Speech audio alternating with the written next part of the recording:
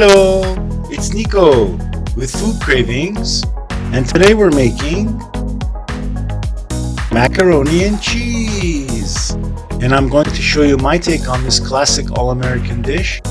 We'll start prepping part of our ingredients consisting of elbow macaroni, paprika, butter and salt, along with some nutmeg, and a combination of white and yellow cheddar cheese. Once we get all of our ingredients prepped, we'll start with a pot of boiling water. Right when it begins to bubble like this, we'll add in our salt. And as always, you'll want it to look like the color of salt water. We will then stir the water to make sure everything's dissolved. Next, we'll add in our pasta. And notice how we didn't add any oil to this. That's because we want the sauce to stick. Once we're done stirring, in a separate pot, we'll add the butter. And we'll melt that on medium-high heat. Here's a pro tip. After melting, you'll want to cook out the starch from the butter a little bit so that the moisture also dissolves.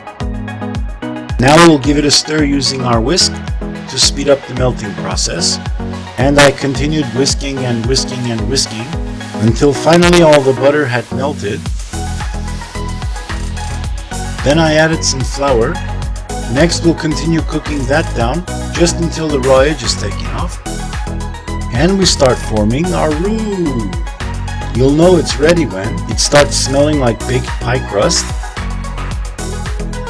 Now we'll wait until the point in which the roux has turned a light shade of blonde. You want to make sure to cook it for a few minutes until the raw edge is taken off. And it's at this time in which we add our milk. For this recipe, I prefer using whole milk due to its higher milk fat ratio. This way you get a better tasting sauce. So I went in with a drizzle. And a quick pro tip here, always remember when making a roux, cold liquid, hot roux, no lumps. And I know a lot of people complain about this, but trust me, this method really works. As long as you make sure your roux is hot and your liquid is cold, you'll never have any lumps. And as this continues to thicken, we'll add in some more milk so we can achieve our desired consistency. Next, we'll add in our freshly grated nutmeg and give that a stir. Then we'll add in some paprika, and what this will do is enhance the flavor a bit. Then we'll keep stirring to combine.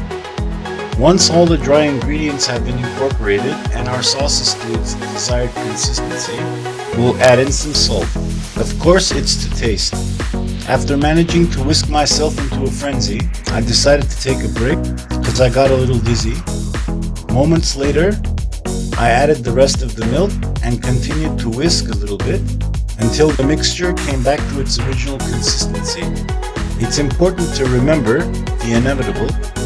Throughout this process, you might find that your mixture becomes clumpy. Just work at it on low heat, and as you continuously whisk, you'll find that the mixture smooths out faster. Meanwhile, it was time to check our pasta. Everything was boiling over nicely. Then it was time to come back to the roux where I made it rain, cheese that is. Then I continuously whisked and whisked until all was melted and evenly incorporated. Another pro tip here.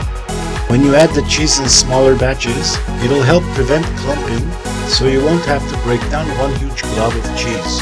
This way you get the gooey sauce, just without all the fuss.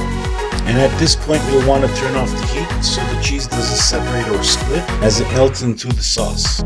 You'll want to add the milk a little bit at a time until the rest of it thickens. Then you can add all of the milk at once. Just a reminder that cheese sauce can be tricky, but if you're gradual with it, it'll be fine.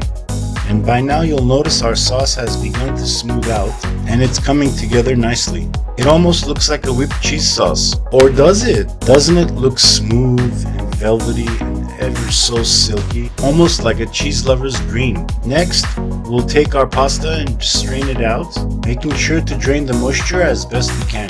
Yet another pro tip, don't rinse the pasta because we actually want a little bit of that starchiness. That'll give the sauce something to stick to. And after a few taps, it looks like most of the water has drained, at which point in time, I transferred it back into the pot. But first, it was time to give it a quick shaky shake and dumped in the macaroni.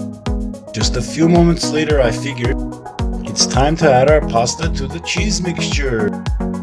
And here we're going to stir the macaroni with the cheese mixture so that everything's combined really well. Already it's beginning to look a bit comforting. I mean, come on, look at how cheesy that looks. All gooey like that.